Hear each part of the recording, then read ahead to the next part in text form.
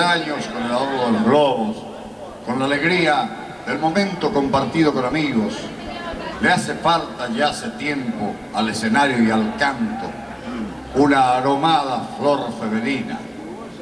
Y vamos a acercar en este momento a una joven paraguaya que tiene la particularidad de cantar con la dulzura propia de nuestra tierra. Rocío Mabel y sus canciones para engalanar esta nuestra noche en que celebramos con los Alfonso 5 años de éxito.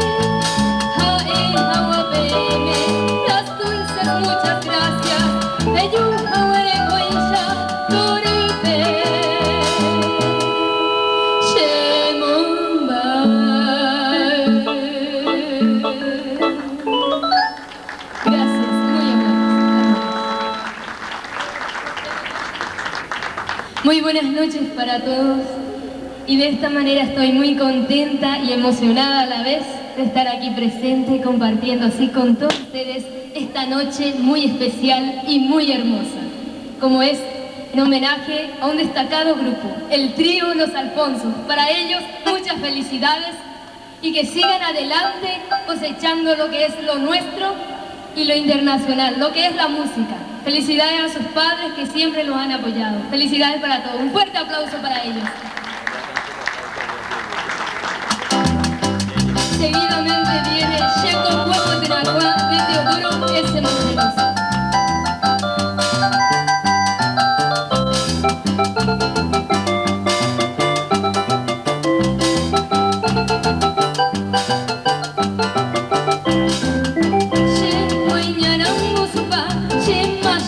She